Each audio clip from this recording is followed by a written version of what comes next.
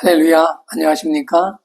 오늘도 주님의 은혜와 평강이 여러분과 함께 하시기를 축복합니다. 그럼 잠시 기도하고 시작하겠습니다.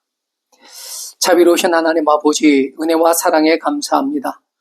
오늘도 하나님의 은혜가 하나님의 사랑하는 모든 권속들에게 충만하게 임하도록 역사하여 주시고, 예배하는 저들에게 하나님의 위로와 평강을 더하여 주옵소서. 부정한 종의 말씀을 들고 섰사오니 종의 죄와 허물은 십자가에 감추시고 하나님의 진리의 말씀만 바르게 증거되게 하옵소서. 우리 주님을 의지하오며 예수 그리스도의 이름으로 기도하옵나이다. 아멘. 할렐루야. 여러분에게 언제나 하나님의 평강이 함께 하시기를 축복합니다. 여러분 혹 라디오 방송을 듣기 위해 주파수를 맞추다가 두 방송이 혼선이 돼서 들리는 그런 경험을 해보신 적이 있습니까? 요즘이야 디지털 시대이기 때문에 그런 경우는 거의 없지만 이전에 손으로 주파수를 맞춰야 했던 때는 종종 그런 일이 있었습니다.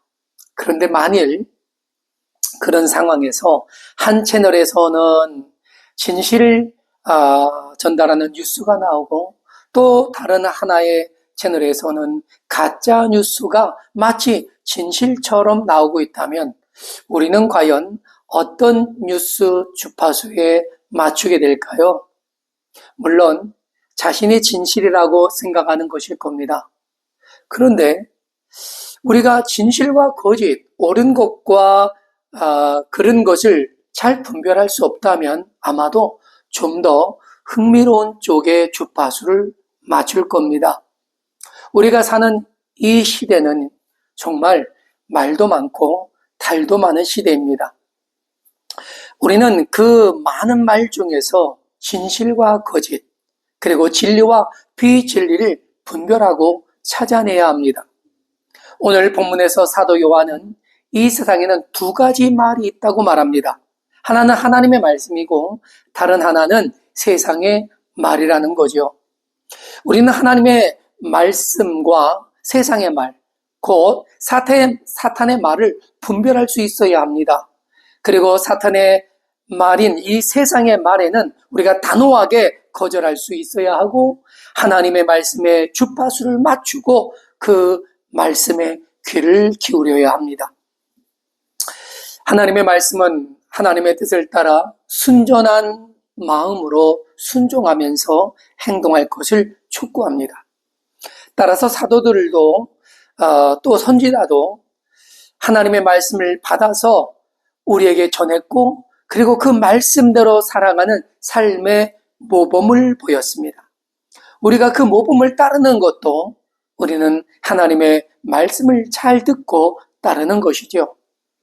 세례 요한은 자신의 사역과 존재의 목적이 무엇인지 분명히 알고 있었습니다. 그래서 그것을 자신의 제자들에게도 분명하게 가르쳤습니다.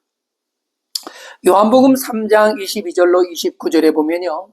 세례 요한의 제자들은 많은 유대인들이 예수님을 찾아가고 예수님의 제자들이 요단강에서 세례를 베푸는 것을 목격합니다. 그리고 곧 세례 요한에게 와서 그 사실을 알렸을 때 세례 요한은 그것은 너무나 당연한 것이라고 받아들이고 이렇게 제자들에게 말합니다. 만일 하늘에서 주신 바가 아니면 사람이 아무것도 받을 수 없느니라. 내가 말한 바 나는 그리스도가 아니요 그의 앞에 보내심을 받은 자라고 증거할 자는 너희니라 라고 말합니다. 저는요 세례 요한의 이 말을 읽고 묵상할 때마다 이 말이 얼마나 바르고 정직한 것인가를 깨닫게 되고 사실 감동을 받습니다. 세례 요한은 수많은 사람이 자신을 따르며 또 이스라엘의 영적인 지도자로 인정하고 있었지만 자신의 위치는 늘 하나님의 뜻을 따라 순종하는 자리에 있었습니다. 더도 덜도 아닌 딱 그 자리에 있었습니다. 그래서 자신은 그리스도를 위해 그 앞에 보내심을 받아서 그리스도를 증거할 자라는 것을 자신의 사명으로 알고 있었던 거죠. 그리고 그의 제자들에게도 그런 자신의 위치와 역할을 분명하게 가르치고 증거했습니다. 그러면서 요한복음 4장 29절로 30절에서 이렇게 증거했죠. 신부를 취하는 자는 신랑이나 서서 신랑의 음성을 듣는 친구가 크게 기뻐하리니 나는 이러한 기쁨으로 충만하였노라. 그는 흥하여야 하겠고 나는 쇠하여야 하리라 하니라. 세례 요한은 자신의 역할에 만족했습니다. 더 높아지려는 마음도 자신을 나타내려는 욕심도 없었습니다. 그저 그리스도의 길을 예비하는 자로서 그리스도가 나타나시면 그분이 그리스도라는 것을 증언하는 것으로 만족한 기쁨을 가졌단 말입니다. 그의 제자들에게 분명하게 선포했죠. 그는 흥하여야 하겠고 나는 쇠하여야 하리니.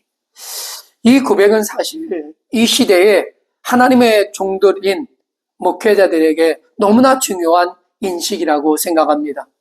이것을 끝까지 지켜내지 못하는 사람들이 자신이 하나님의 위치까지 올라가려고 하는 거죠.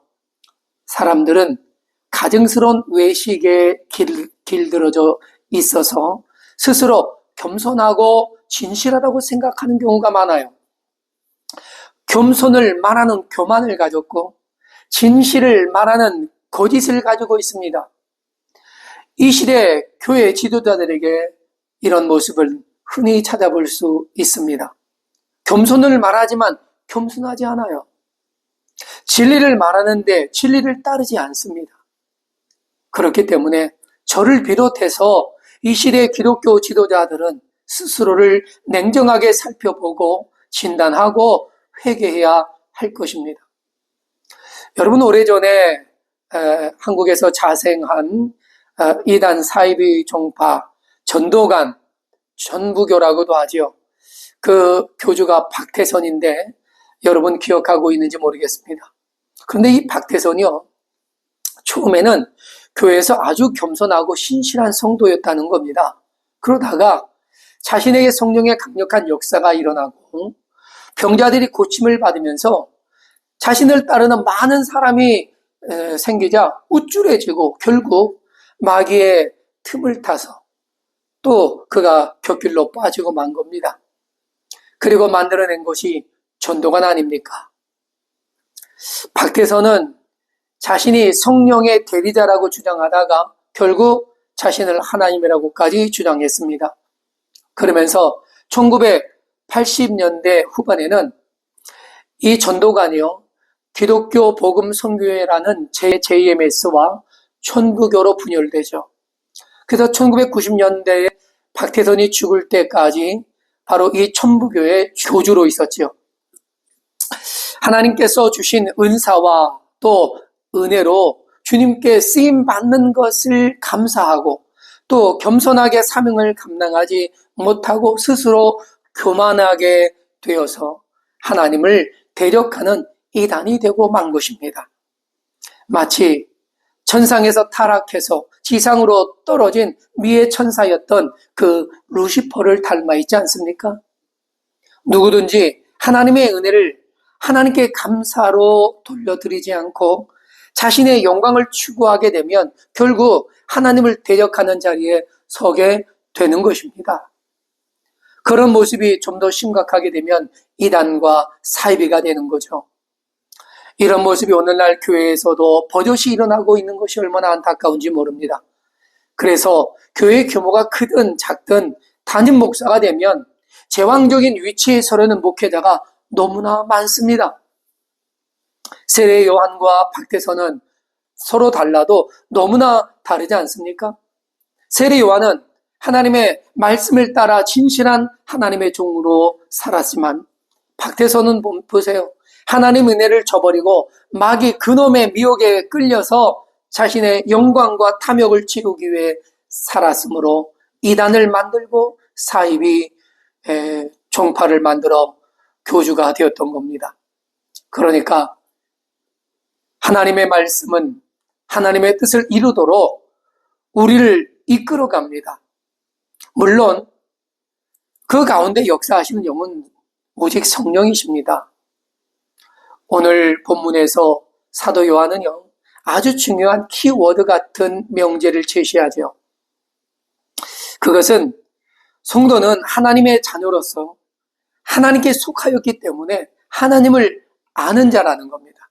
그리고 그 하나님을 아는 자는 하나님이 보내신 자들의 말을 듣는다라고 말하는 거죠.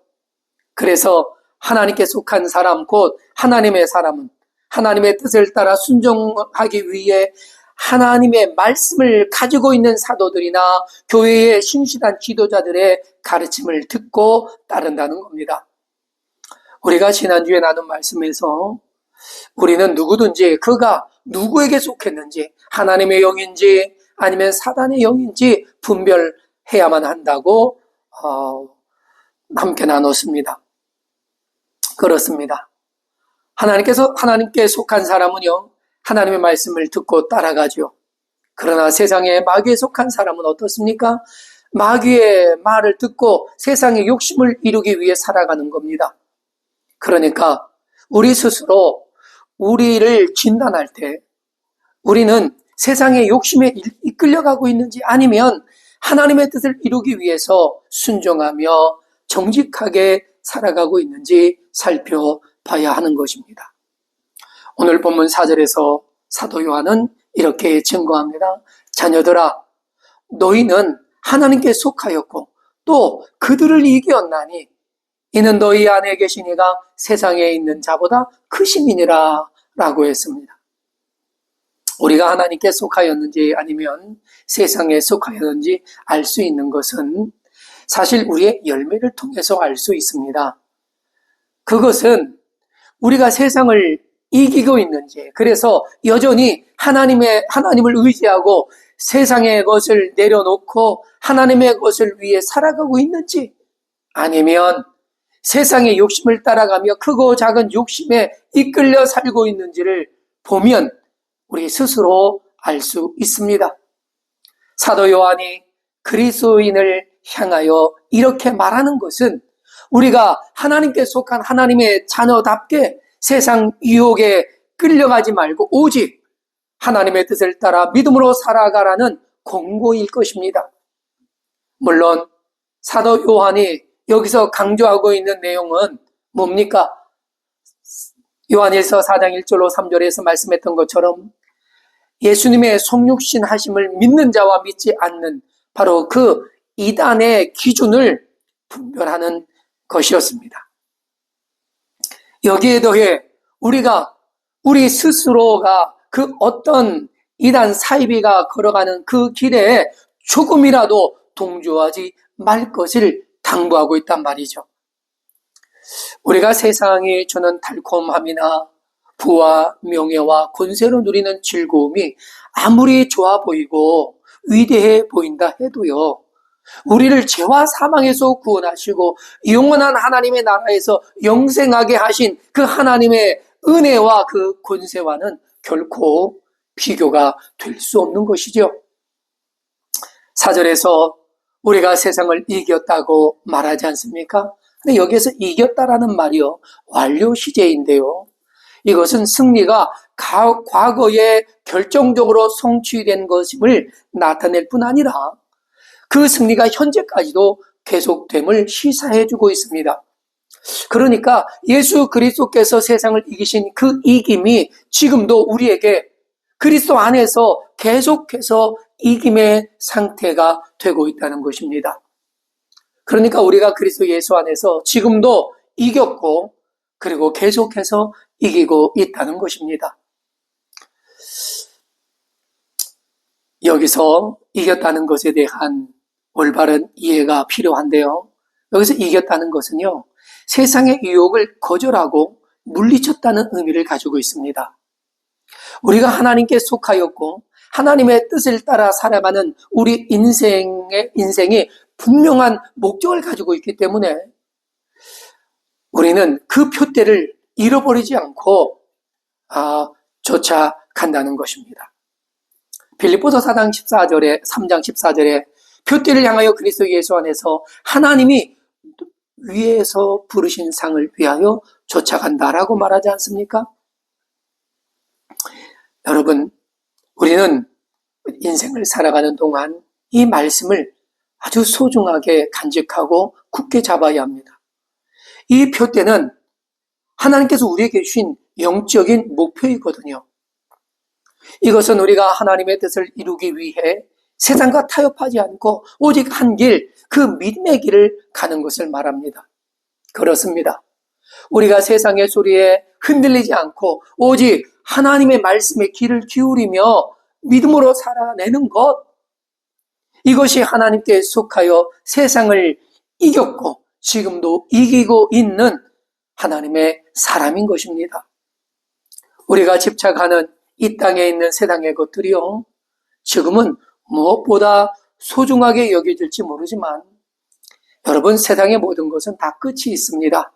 그리고 잠시 있다가 아침 안개처럼 사라지고 말 것들입니다. 요나가 그렇게도 원망하고 짜증스럽게 하나님께 항변했던 그 조그만 박동굴과도 같은 것이지요. 우리가 이 세상을 살아가는 동안 결코 잊어서도 또 잃어버려서도 안 되는 우리 인생의 목표인 표대를 날마다 확인하며 살아야 합니다. 그 표대는 예수 그리스도이십니다. 하나님의 뜻입니다. 하나님의 영광을 위한 삶이에요. 따라서 나는 왜 사는지, 하나님께서 나를 구원하신 목적이 무엇인지, 거기에 하나님께서 나를 부르시고 맡기신 사명을 나는 어떻게 이루어가고 있는지, 내가 그 어느 것보다 소중하게 여기며 내 목숨을 걸고 감당해야 할 가치가 무엇인지를 우리는 분명히 알아야 합니다. 예수님께서는 세상의 모든 유혹을 이겨내셨어요. 40일 금식할 때도 금식을 마치실 즈음에 훅 하고 들어왔던 이 마귀의 시험에서도 주님은 이겨내셨습니다. 또한 십자가의 고난을 앞둔 전날 밤 겟세마네 동산에서도 이기셨고, 그리고 십자가를 지시는 그 마지막 순간까지도 주님은 이기셨습니다. 예수님은 하늘의 권세를 통해서 저들을 멸하실 그런 쉬운 방법을 택하지 않으시고 오히려 자신을 대속의 제물로 되어 죽음에 내어주시는 그 순간에서까지도 하나님의 뜻을 이루어드리는 그 사명, 그 표대를 잃어버리지 않고 감당하셨습니다. 지금 저와 여러분의 표대는 우리가 예수 그리스도께 속한 하나님의 자녀로서 하나님의 뜻을 이 땅에서 이루어 드리는 바로 그것입니다. 여러분은 하나님께 어떤 사명을 받으셨고 지금 그것을 얼마나 열심히 이루어가고 계십니까? 여러분의 지금의 모습은 여러분을 향한 하나님의 뜻과 얼마나 가까이에 있습니까? 우리가 하나님의 말씀을 듣고 그 말씀을 따라 살아가는 것, 이것이 우리가 하나님께 속해서 살고 있는 증거일 것입니다. 그러나 오늘 본문이 지적하고 있는 세상의 말을 듣고 세상을 따라 살아가는 인생들을 보세요. 그들의 소속이 하나님 나라가 아닙니다. 세상 나라입니다. 그래서 그들은 세상의 소리에 귀를 기울이고 세상의 말이 마치 인생의 목적인 것처럼 그 가치를 두고 살아가고 있습니다. 온갖 세상의 것들을 사랑하면서 더 풍성하게 소유하고 누리고 또 그것을 더 가지라고 세상은 그들을 다그치고 있습니다. 그래서 세상의 것을 더 가지려고 더 높은 자리에 올라가려고 더 많은 것을 가졌음에도 더 많은 것을 쌓아가려고 수단과 방법을 가리지 않고 있습니다. 남의 것을 아무런 죄책감 없이 갈취하고 빼앗으며 도적질하고 살아갑니다. 그런데 이것을 국가적으로 행하는 나라도 적지 않아요. 북한은 핵을 만들어서 주변을 협박하는 이를 서슴지 않으면서도 인터넷을 통해서 가상화폐를 도적질하면서 저렇게 당당합니다. 지난해 북한이 도둑질한 가상화폐가요, 수조 원에 이른다고 합니다. 그런데 중국도 다르지 않아요. 중국도 전 세계의 산업 스파이를 통해 정보를 도적질하고 있습니다. 군사기밀, 첨단 무기 정보, 그리고 반도체 기술, 거기에 항공기술의 인공지능, 그리고 생명공학에 이르기까지 그들은 여러 분야에서 정보를 갈취하고 있습니다. 그렇게 도둑질한 그런 정보를 통해서 중국은 지금의 기업을 일으켜 왔던 거죠. 미국 정부는요, 중국의 이런 도둑질에 연간 수천억 달러의 경제적 손실을 입었다고 말합니다. 우리 한국도 삼성전자에서 핵심적인 기술을 이 중국의 산업 스파이에서 유출되었습니다. 그로 인해서 삼성이 입은 피해 규모가 무려 4조 3천억 원 정도 된다고 합니다. 그러면서도 중국은 중화 사상을 강조하고 또 중국의 기술이 세계 최고인 것인 양 선전하고 있지 않습니까? 이런 것은 사실 세상의 말을 듣고 따라가는 하나의 예일 뿐입니다. 이런 사람들이 주장하는 인생의 좌우명 같은 곳이 있더라고요. 그들은 매우 이기적이고 기회주의적으로 살아갑니다. 단지 자신의 이익을 위해서 살아가고 있습니다. 그래서 제가 그들이 도대체 어떤 좌우명을 가지고 살아가는가 해서 한 10가지 정도를 모아봤습니다. 첫째는 내 이익이 최우선이라는 겁니다. 자기의 이익만을 위해서 산다는 거죠. 둘째는 승자는 모든 것을 가진다는 거예요. 그러니까 이긴 자가 모든 것을 소유한다는 전쟁의 원리를 말합니다. 셋째는 세상은 냉정하다는 거예요. 결국 살아남은 자만 강한 자가 된다는 거죠. 넷째는 기회가 오면 잡으라는 겁니다. 남을 생각할 시간, 여유가 없다는 거죠. 그리고 다섯째는 돈이 곧 힘이라는 거예요. 그래서 죽기 살기로 돈을 모읍니다. 여섯 번째는 결과만이 중요하지 과정은 상관이 없다는 겁니다. 너무나 무시무시한 거죠. 일곱째는 착하게 사는 건 손해를 본다는 거예요. 여덟째는 남이 어떻게 되든 상관없이 나는 나의 길을 간다는 겁니다. 아홉 번째는 이익이 되는 쪽으로만 움직이라고 말합니다. 열 번째는 약육강식이 세상의 원리라는 거죠. 강한 자만이 살아남는다는 겁니다. 그렇습니다. 사실 이 10가지가 저들의 외침은 곧 마귀가 이 세상을 파괴하기 위한 전략의 구호적인 겁니다. 여러분, 마귀에 의해 들려지는 이 세상의 말은 우리를 파괴하고 세상을 파괴합니다. 그래서 모두가 망하게 하는 거예요. 그들의 좌우명같이 여기는 이런 것들은 세상에서는 매우 현실적이면서도 냉혹한 세계관을 반영하고 있지 않습니까? 이 세상에서는요, 많이 가지고 더 큰 것을 가지는 것이 성공이라고 생각하고 있습니다. 그런 생각을 가진 사람들이 교회 안에도 많아요. 그래서 오히려 교회 안에 있는 성도들까지도 수단과 방법을 가리지 않고 그렇게 성공하려고 하는 그런 생각을 가진 사람들이 있습니다. 위험합니다. 당장 버려야 합니다.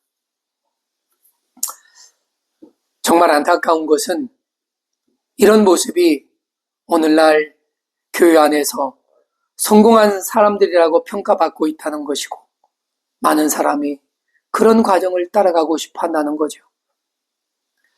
사람이 가진 것이 없을 때는요, 좀 더 낮은 자세로 살고 그리고 별로 욕심도 부리지 않더라고요. 그런데 가진 것이 많으면 많을수록 욕심도 더 많아지고 더 교만해지고 또 난폭해집니다. 자신이 가진 것을 지켜야 한다는 생각에서 아마 그럴 수도 있겠지만 실은 자신이 더 드러나고 더 높아지고 인정받기 위해서입니다. 결국 자신이 제왕이 되려고 하는 그 욕심을 버리지 못하기 때문이죠. 이런 욕심과 유혹은 누구에게나 찾아오더라고요. 많이 가졌든 적게 가졌든 상관없이 찾아옵니다. 그렇기 때문에 우리는 늘 깨어 있어야 합니다. 베드로전서 5장 8절의 말씀처럼 근신하라, 깨어라. 너희 대적 마귀가 우는 사자와 같이 두루다니며 삼킬 자를 찾는다는 것입니다. 사랑하는 여러분, 우리는 영적으로 깨어 있어서 이 악한 생각들의 공격을 경계해야 합니다. 절대로 방심해서는 안 돼요. 세상을 파괴하고 나 자신도 파괴하는 이 마귀의 소리에 세상의 말을 우리는 거절하고, 그리고 세상을 이기는 하나님의 자녀로 살아야 할 것입니다. 우리가 이 세상에 살고 있는 동안에 우리는 하나님의 말에 늘 귀를 기울여야 합니다. 그럼에도 불구하고 우리는 세상의 말에 많이 노출되어 있어요. 언제든지 그 미혹의 소리에 빠져들 수 있습니다. 우리는 날마다 우리 자신을 그래서 철저하게 점검하면서 세상의 말을 따르지 않도록 우리는 우리의 삶을 좀 더 바른 삶을 살아가도록 최선을 다해야 할 것입니다. 그래서 하나님의 말씀에 귀를 기울여야 하는 것이죠. 오직 하나님의 말씀을 따라 의와 진리와 거룩하심을 이루어가면서 살아가도록 우리는 치열한 영적인 싸움을 싸워야 합니다. 세상의 것을 위한 나의 욕심이 크면 클수록 우리는 위태로워집니다. 그러나 하나님의 뜻을 이루기 위해 세상의 것을 내려놓으면 내려놓은 만큼 우리는 오히려 안전한 곳에 이르게 됩니다. 우리를 도우시는 하나님의 성령께서는요, 믿음의 표대를 향해 전진하고자 하는 성도들의 삶을 반드시 도와주십니다.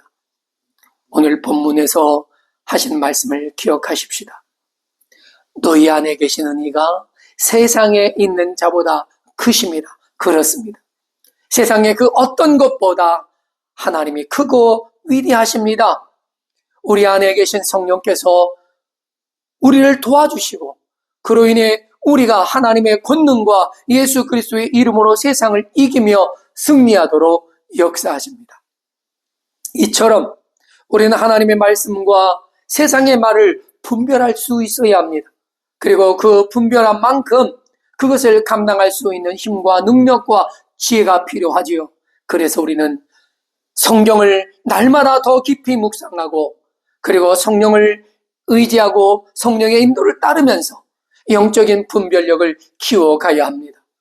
그리고 그 성령을 의지하고 믿음으로 승리함으로써 하나님께서 기대하시는 저와 여러분, 하나님의 거룩한 자녀가 되시기를 주님의 이름으로 축복합니다. 다 같이 기도하겠습니다. 전능하신 하나님, 주님의 말씀을 의지하여 이 세상을 이기는 하나님의 자녀로 살기를 원하오니 우리의 마음과 생각을 지켜주시고 우리의 삶을 주님의 말씀으로 온전하게 역사해 주옵소서. 우리가 이 땅에 사는 동안 우리 육신의 귀에 들려오는 세상의 소리를 거절할 수 있는 신실한 믿음을 가지도록 성령께서 역사해 주옵소서. 세상을 이기는 이김은 오직 믿음인 것을 믿사오니 우리를 세상에서 승리하는 믿음의 사람으로 역사해 주옵소서. 오늘도 우리에게 이김이 되신 우리 주 예수 그리스도의 이름으로 기도하옵나이다. 아멘.